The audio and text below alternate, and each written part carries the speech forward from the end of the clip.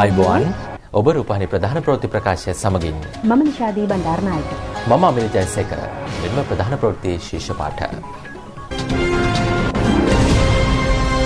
Corona තර්ජනයෙන් පසු වැලිසර මහසෙන් නාවික හමුදා කඳවුර විවෘත කෙරේ.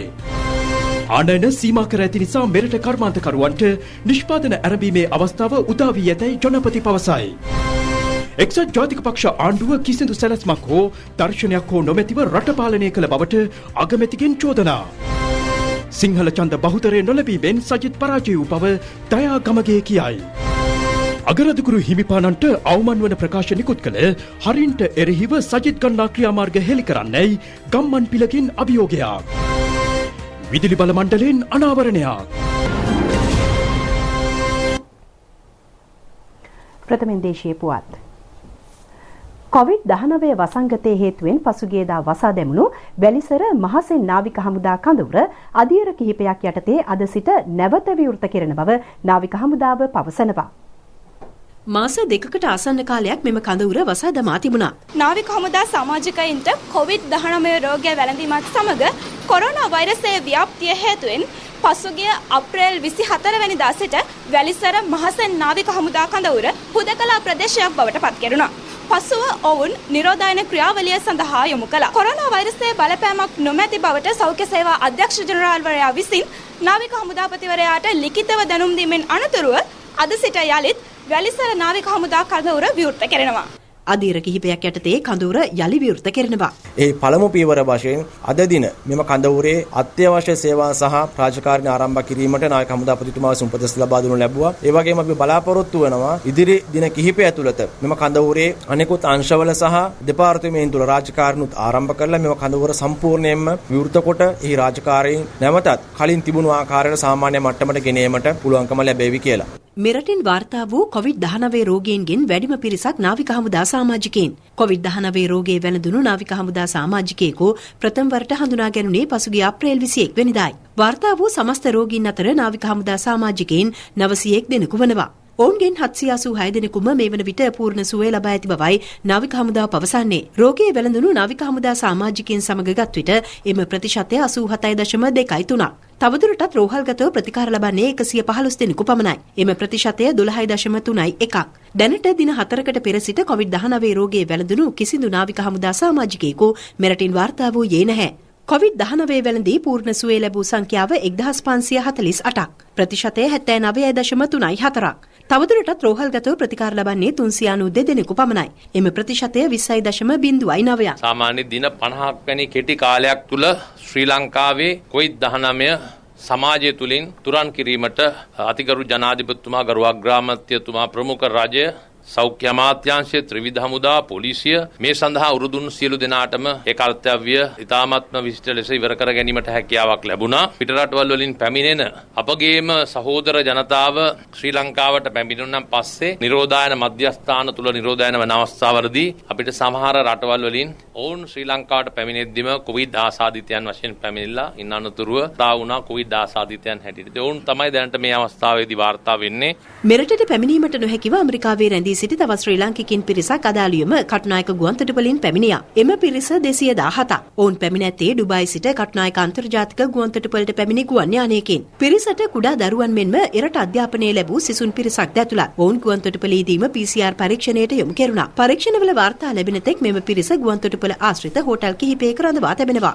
ඉන්දියාවේ සිට තවත් කණ්ඩායමක් ඊයේ මෙරටට පැමිණ තිබෙනවා. මුම්බායි නුවර සිට SG 9667 දරන ගුවන් යානයනුයි ඔවුන් පැමිණ ඇත්තේ. කටුනායක අන්තර්ජාතික ගුවන්තොටුපළට පැමිණි පිරිසට 127 දෙනෙකු ඇතුළත්. ඔවුන්ගෙන් 112 දෙනෙකු නෞකා සමාගම්වල සේවය කරන්නන්. 15 දෙනෙකු නෞකාවල සේවය කරන ශ්‍රී ලාංකිකයින්. ඔවුන් සියලු දෙනා ගුවන්තොටුපළේදී PCR පරීක්ෂණයට භාජනය කෙරුණා. ප්‍රතිඵල ලැබෙන තෙක් ගුවන්තොටුපළ ආශ්‍රිත හෝටල් කිහිපයක රඳවා තිබෙනවා.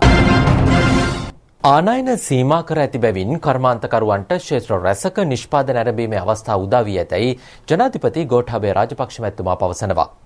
දීර්ඝ කාලයක සිට සිදු කළ අත්‍යවශ්‍ය නොවන ආනයනික දේශීය ආර්ථිකය ගොඩනැගීමේ අරමුණ ඇතිව සීමා කළ බවයි ජනාධිපතිතුමා පෙන්වා දෙන්නේ. ජනාධිපතිතුමා මේ බව කියා සිටියේ කර්මාන්ත හා ව්‍යවසාය සංවර්ධනය සඳහා වූ අන්තර් අමාත්‍යාංශ කාර්යසාධක බලකාය සහ ක්ෂේත්‍ර රැසක කර්මාන්තකරුවන් සමග ඊයේ පැවති සාකච්ඡාවකදී. හමුව සිදු වූයේ ජනාධිපති කාර්යාලයේදී. සෞභාග්‍යයේ දැක්ම ප්‍රතිපත්ති ප්‍රකාශනයෙන් පොරොන්දු ආකාරයට ජනතා කේන්ද්‍රීය ආර්ථිකයකට ගමන් මඟ සකසා තිබෙනවා. දේශීය සහ අන්තර්ජාතික වෙළඳපොළ ජය ගැනීම කර්මාන්තකරුවා හමුවේ ඇති ප්‍රධානතම අභියෝගයේ බව ජනාධිපතිතුමා ප්‍රකාශ කළා. පාරිභෝගික අවශ්‍යතා සපුරාලීම, නව කර්මාන්ත බිහි කිරීම හා රටට නව තාක්ෂණය හඳුන්වා දීම වැනි ව්‍යාපාරිකයන් කළ යුතු බොහෝ දෑ තිබෙනවා. රටේ නිෂ්පාදනය කරන සෑම භාණ්ඩයක්ම හා සපයන සෑම සේවාවකම ගුණාත්මක භාවය ඉහළ මට්ටමකින් පවත්වා ගැනීමට සහ ජාත්‍යන්තර ප්‍රමිතීන්ට අනුගත වීමට උත්සාහ කළ යුතුයි. කර්මාන්තකරුවාගේ සහායට රාජ්‍ය යාන්ත්‍රණයේ සියලු ආයතන පෙළගස්වා ඇති බවද ජනාධිපතිතුමා කියා සිටියා. තනි අංක පොලි අනුපාතයකට බැංකු ණය ලබා දීමට පියවර ගනු ලැබුවා. ඉදිරි මාස කිහිපයේදී මෙරට නිෂ්පාදනය කෙරෙන කොස්ස ඉදලේ සිට බෙහෙත් පෙත්ත දක්වා දේශීය නිෂ්පාදන වර්ධනය කරමින් ප්‍රතිඵල පෙන්වීම කර්මාන්තකරුවන්ගෙන් තමා අපේක්ෂා කරන බවයි ජනාධිපතිතුමා කියා සිටියේ. ඍජු ප්‍රතිපත්තියක සිට රජයේ වැඩපිළිවෙල ඉදිරියට ගෙන යනවා. එම නිසා කර්මාන්තකරුවාට මෙන්ම ගොවියාටද ඉල්ලුම හඳුනාගෙන ක්‍රියා කිරීමට අවස්ථාව උදා වී ඇති බවයි ජනාධිපතිතුමා සඳහන් කළේ. අමාත්‍ය විමල් වීරවංශ, ජනාධිපති ලේකම් ආචාර්ය පී.බී. ජයසුන්දර යන මහත්වරු, අමාත්‍යාංශ ලේකම්වරු සහ ක්ෂේත්‍ර රැසක කර්මාන්තකරුවන් පිරිසක් සාකච්ඡාවට එක්ව සිටියා. අගරදගුරු අතිඋතුම් මැල්කම් කාදිනල් රංජිත් හිමිපාණන්ට අවමන් වන ලෙස ප්‍රකාශයක් කළ හිටපු පාර්ලිමේන්තු මන්ත්‍රී හරින් ප්‍රනාන්දු මහතාට එරෙහිව ගන්නා ක්‍රියාමාර්ග මොනවාදැයි සමගී ජනබලවේගයේ නායක සජිත් ප්‍රේමදාස මහතා ජනතාවට ප්‍රකාශ කළ යුතු බව හිටපු පාර්ලිමේන්තු මන්ත්‍රී උදේ ගම්මන්පිල මහතා පවසනවා. මේ අතර හරින් ප්‍රනාන්දු මහතා අද බදුල්ලේ පැවති උත්සවයකදී යලිත් ඒ සම්බන්ධයෙන් අදහස් පළ කළා. ගෝඨාගේ ගොඩෙන් 5% ඡන්ද සහිත මහත්තර වැටුණා නම් 47යි 47යි. දෙවෙනි මනාපෙදී ජේ.වී.එක ගහලා තිබුණේ ලක්ෂ 3යි කනටත් වඩා සහිත ප්‍රේමදාස මහත්තයා සහිත ප්‍රේමදාස දිනු. කවුද මේ 5% වෙනස් කරේ? කතෝලික ඡන්ද වලට ගැහුවා පාස්කු ප්‍රශ්නෙන් ගේමක් ගහලා දුන්නා. කතෝලික ඡන්ද 80ක් සාමාන්‍යයෙන් දාන්නේ එක්සත් ජාතික පක්ෂ අපේක්ෂකයට. එතනට දුන්නා ෂොට් එක. ඒකට ගියා මොකද අපේ අද රදගුරු නේ අද රදගුරු හිමිපහණන් ගාවට ගියා. එයා දුන්නා මරු දේශපාලනය. හැබැයි ඔය අද රදගුරු තනිකර දේශපාලනය කිරීම ගැන මට හිරිකිතයක් තියෙනවා. මම දවසක් කෝල් කරා මම පළවෙනි පාරම මාධ්‍ය කියන්නේ. ඔය ප්‍රශ්නේ වුණාම එයා කිව්වනේ ඇමති පුතා බේරුණා අපේ මිනිස්සු මරුණා කියලා මොන හාත් භූත කතාවක්ද ඒක. ඒ කරේ තනිකර දේශපාලනය. කාඩිනල් මැල්කම් රංජිත් හිම්පාණන්ට මම මේ අවස්ථාවේදී සමාව භාජනය කරනවා. මට අර අද රදගුරු එක අද රදගුරු කියලා කිව්වයි කියන එකට එච්චරයි මගේ අතින් වෙච්ච වරද. හැබැයි අපිට කියලා දීලා තියෙන විදිහට ඇත්ත වැරදි දේ වැරදි ලෙසත් හරි දේ ලෙසත් දකින්න අපිට අපේ දෙමව්පියෝ ගන්නලා දෙනවා.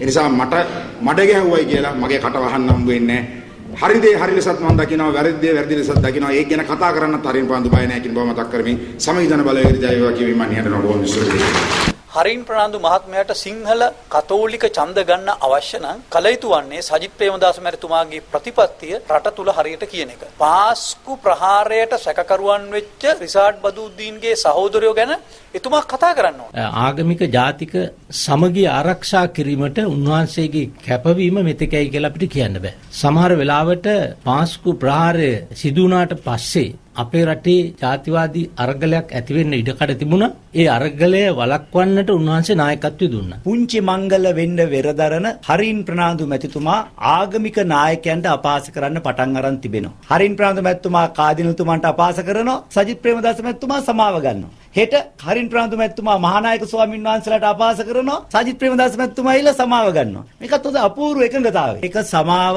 අරගෙන අවසන් කරන්න පුළුවන් දෙයක් නෙවෙයි. අපි සජිත් ප්‍රේමදාස මැතිතුමාගෙන් දැනගන්න කැමති මොකක්ද හරින් ප්‍රනාන්දු මැතිතුමාට ලබා දෙන දඬුවම.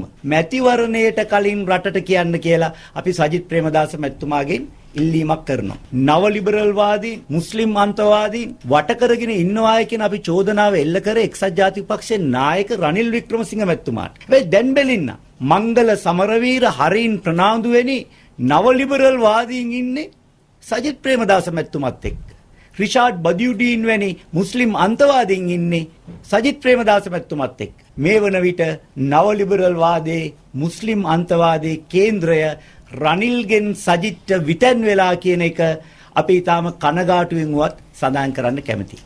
ඔහු එක්සත් ජාතික පක්ෂයේ සමාජිකයෙක් වෙලා හිටියානම් අපි ඉවරයි. ඔච්චර තමයි මට කියන්න තියෙන්නේ. අපි ඉවරයි. පරිණත දේශපාලන බුද්ධියක් නැති අය මෙවැනි ප්‍රකාශ කිරීම තුල රට තුල බරපතල ප්‍රශ්නයක් පවතිනවා. ඉතින් මේක තමයි සජිත් ප්‍රේමදාස මහත්තයාගේ දේශපාලනය. ඉතින් අපි කාරුණිකව ඉල්ලන්නේ ආගමික නායකයන්ට අගෞරව කරන එක නවත්තන්න. ඔබ නාම රාජපක්ෂට බයින්න ඕන නම් බයින්න. මහින්ද රාජපක්ෂට බයින්න ඕන නම් බයින්න. හැබැයි ආගමික නායකයන් උන්වහන්සේලා මේ රටට කරන තමන්ගේ ආගමට කරන සේවය අගෞරවන විදියට දේශපාලන වේදිකාවේ ප්‍රකාශන ඉදිරිපත් කිරීම අපි හෙලා දකින්න විතරක් නෙවෙයි අපි ඉල්ලනවා ගෞරවයෙන් ඉල්ලනවා. කරුණාකරලා පහත් දේශපාලනේ දැන්වත් නවත්තන්න. සජිත්ගේ පිළෙන් බෞද්ධ ආගමට ගැහුවා පෞගේ කාලෙම දැන් අන්‍ය ආගම් වලට ගහන්න පටන් අරන් තියෙනවා. මොකද්ද මේගොල්ලෝ මේකෙන් බලාපොරොත්තු වෙන්නේ? මේ රටේ කිසිම ආගමක් අදහන්න ඕනේ නැහැ. අර ඇමරිකාව වගේ රටවල් වගේ අද මේ රටවල් වල මිනිස්සු පල්ලි පන්සල් වලට යන්නේ නැහැ. ඒ වගේ තත්ත්වයක් මේ රටේ ඇති කරන්න අවශ්‍ය බටහිර න්‍යායයක් තමයි මේ ගේන්න හදන්නේ.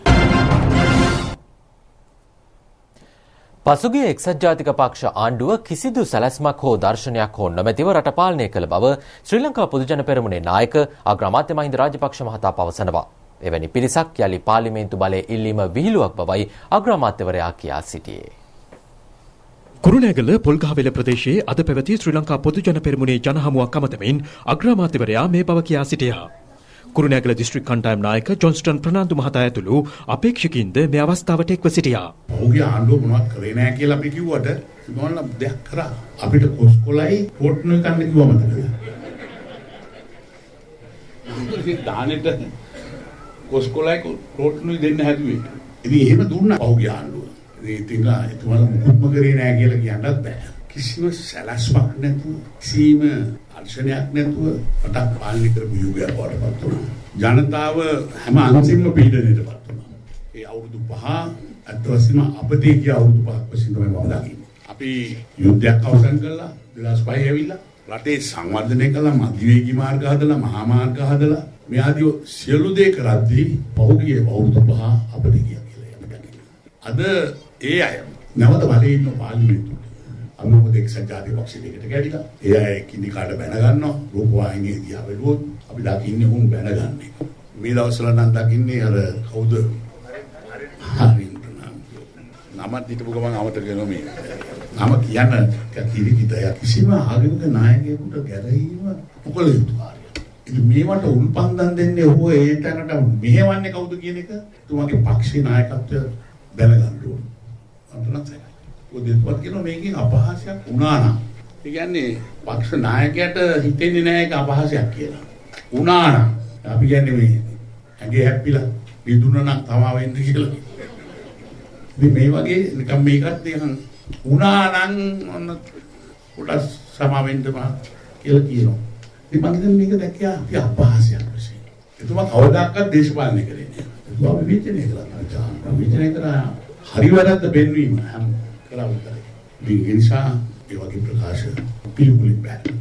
ශ්‍රී ලංකා පොදුජන පෙරමුණේ තවත් ජනහමුවක් කුරුණෑගල පොතුහැර ප්‍රදේශයේදී අද පැවැත්වුණා.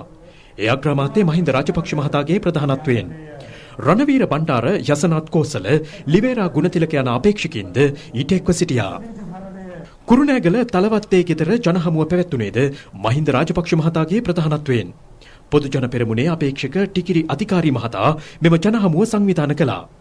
ශ්‍රී ලංකාව සියලු ජන කොටස්වල නිජ භූමිය බවයි ජනහමුවේ ඇමතු අග්‍රාමාත්‍යවරයා කියා සිටියේ. මේ සියලු දෙනාටම අයිති නිජ භූමිය තමයි ලංකාව. කොටස් කරන්න පුළුවන් කමක් නැහැ. අර පළාත අපේ කියලා වෙන්කරන්න කවුරුවත් හිතනවා නම් ඒක සම්පූර්ණ වැරදි ක්‍රියාවක් වශයෙන් අපි දකිනවා. මේක සියලු දෙනාගේම නිජ භූමිය. යාපනයේ ඉපදුනත් දකුණේ ඉපදුනත් මේ භූමිය සියලු දෙනාට මේකයි. ලංකාවේ ඕන තැනකට ගිහිලා ජීවත් වීමේ අයිතිය තියෙන්න ඕන හැමෝටම. ඒ නිසා මේ රට එක්සෙසත් කළා. ජාතියක් වශයෙන් ගොඩනැගීමට කටයුතු කරන්න අපි සූදානම් වෙන්න ඕන. විශේෂයෙන්ම අපේ ගරුතර මහා සංඝරත්නය ජනාධිපතිවරණයේ දැක්වූ ශක්තිය, රට පාලනය කිරීමේදී අද ගෙනියන ශක්තිය මම හිතනවා අපිට ලොකු හයියක් කියලා අපි වහන්සේලාට මතක් කරගන්න.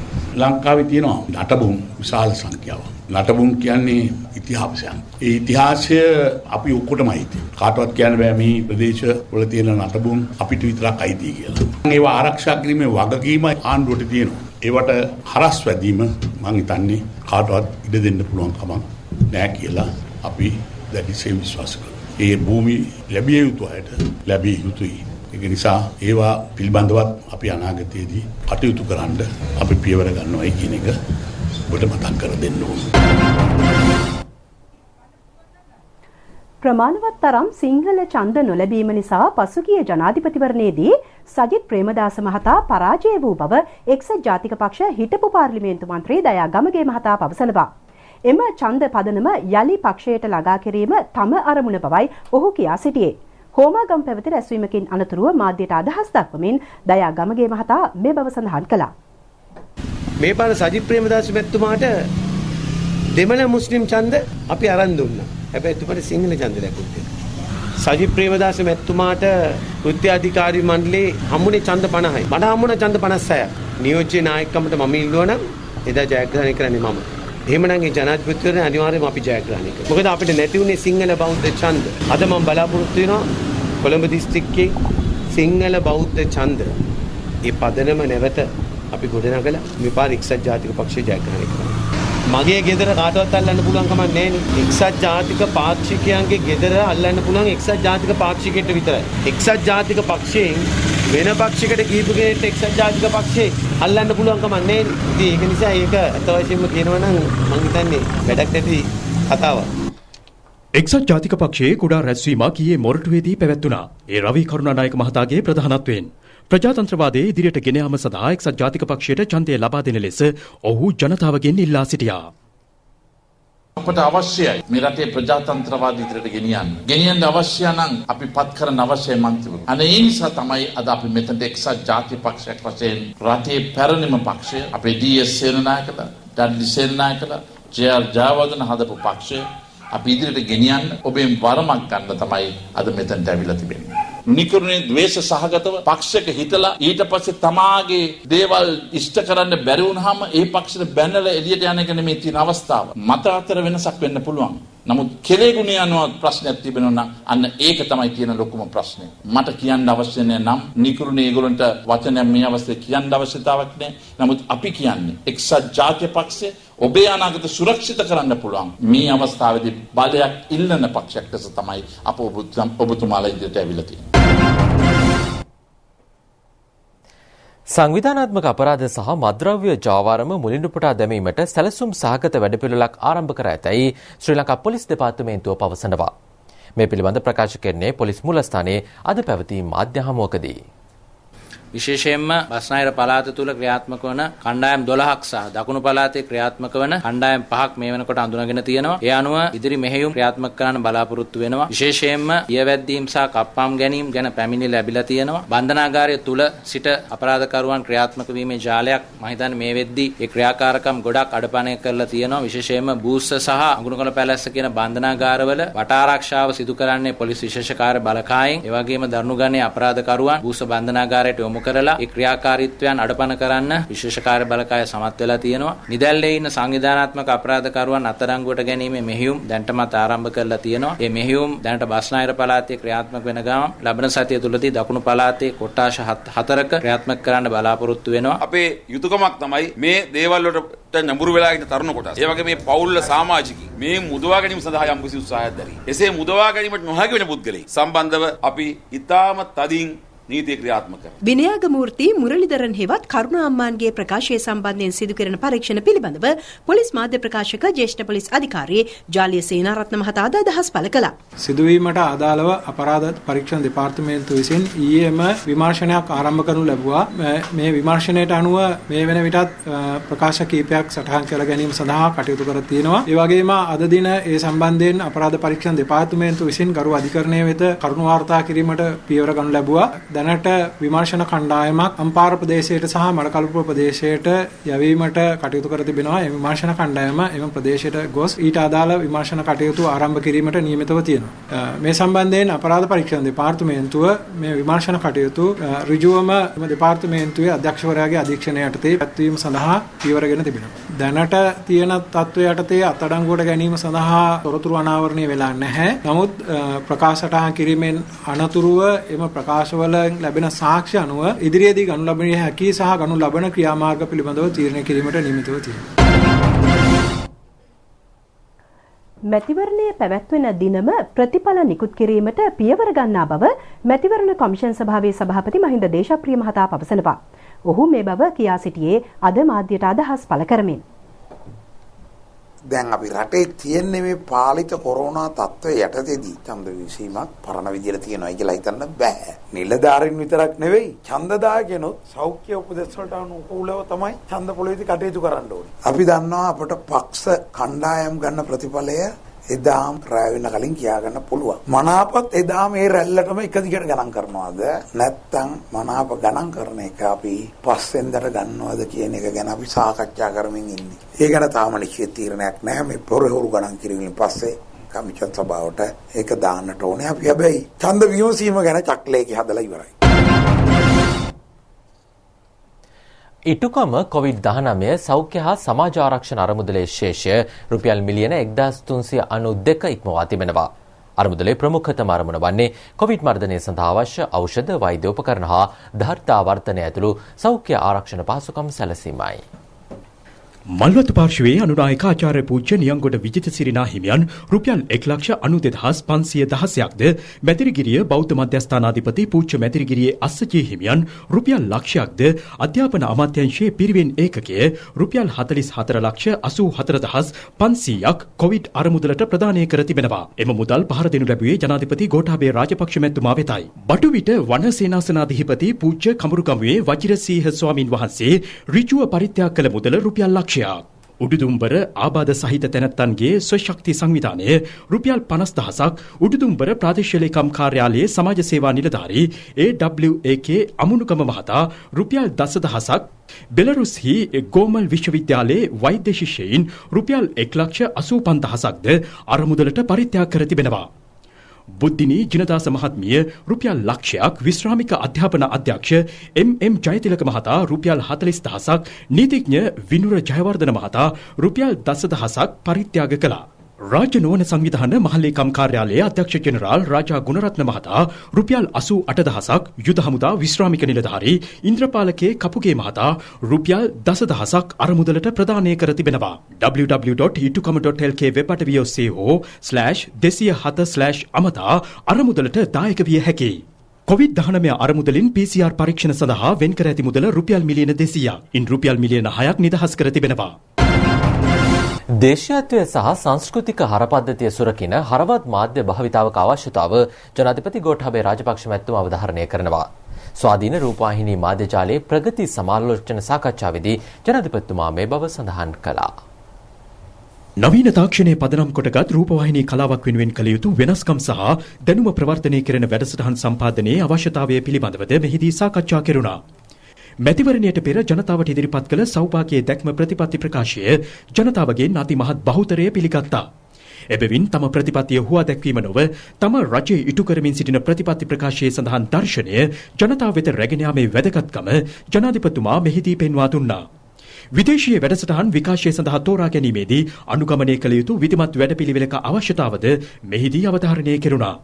ස්වාධීන රූපවාහිනී මාධ්‍ය ජාලයේ වත්මන් තත්වය ඉදිරි ක්‍රියාකාරීත්වය සහ සැලසුම් පිළිබඳව සමාලෝචනය මෙහිදී සිදු කරනු ලැබුවා. එම ආයතනයේ සභාපති සුදත් රෝහණ මහතා ඇතුළු ජ්‍යෙෂ්ඨ නිලධාරීන්ද මෙම සාකච්ඡාවට එක්ව සිටියා. දේශපාලන පරිගැනීම් පිළිබඳ ජනාධිපති කොමිෂන් සභාවේ විශේෂපතයට ඇවන්ගාඩ් පැමිණිල්ල අයත් බවට කොමිෂන් සභාව තීන්දුව කර ඇති හේයින් එය විනිශ්චය කිරීම දිගටම සිදු කරන බව එම කොමිෂන් සභාවේ සභාපති හිටපු ශ්‍රේෂ්ඨාධිකරණ විනිසුරු උපාලි අබේරත්න මහතා අවධාරණය කරනවා. ඔහු මේ බව කියා සිටියේ ඇවන්ගාඩ් සමාගම සම්බන්ධයෙන් වූ පරීක්ෂණය අද යලි කැඳ වූ අවස්ථාවේදී. හිටපු අමාත්‍යවරුන් වන රාජිත සේනාරත්න අර්ජුන රන්තුංග හා ජනතා විමුක්ති පෙරමුණේ නායක අනුර කුමාර දිසානායක හිටපු නාවික හමුදාපති අද්මිරාල් රවීන්ද්‍ර විජයගුණරත්න අපරාධ පරීක්ෂණ දෙපාර්තමේන්තුවේ හිටපු අධ්‍යක්ෂ ජ්‍යෙෂ්ඨ පොලිස් අධිකාරී ශානි අබේසේකර ජනාධිපති නීතිඥ උපුල් ජයසූරිය මහතා ඇතුළු සෙසු වගඋත්තරකරුවන් ජනාධිපති කොමිෂන් සභාව ඉදිරියේ අද පෙනී සිටියා.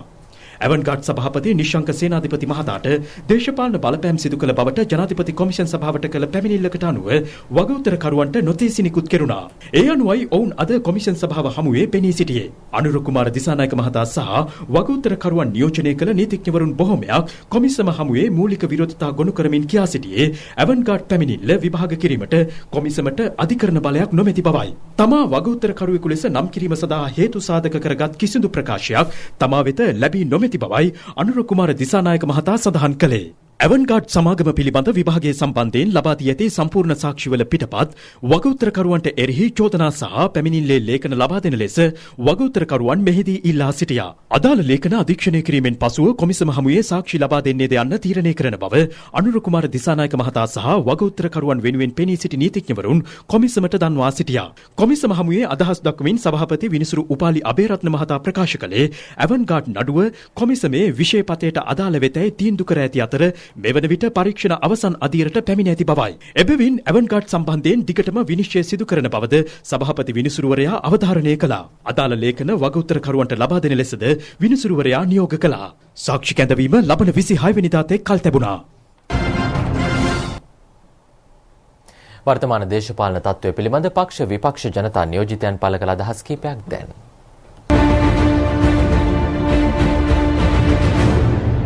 මේ වකවානුව තමයි ලෝකයේ තෙල් මිල අඩුවෙන්ම වාර්තා වෙන කාලේ. ආණ්ඩුව තාමත් පෙට්‍රල් ලීටරයක් රුපියල් 137ක් මං හිතන්නේ.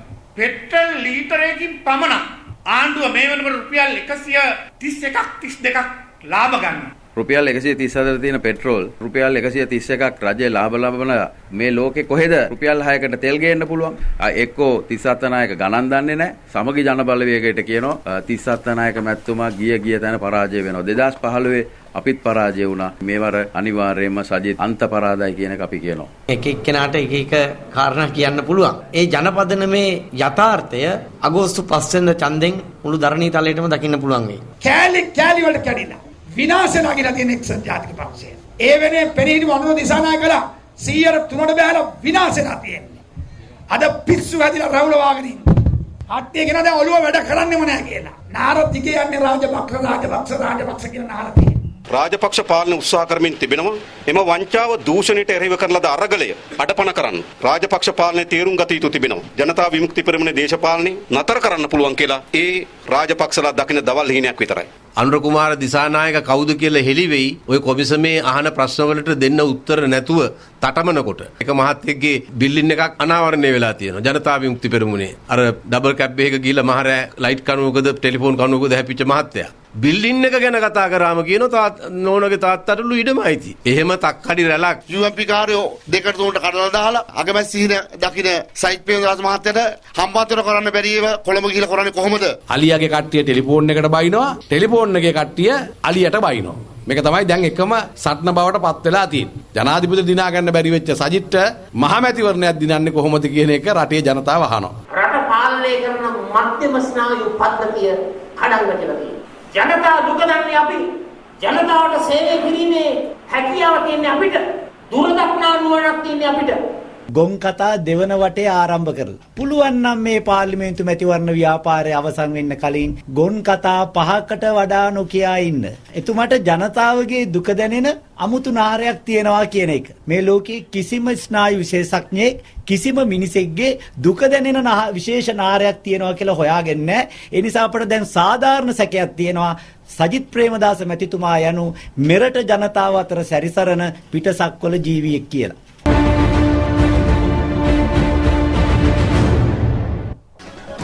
ඒ සමගින් අපගේ ප්‍රධාන ප්‍රතිප්‍රකාශය නිමාවට පත්වනවා. අයිබෝන්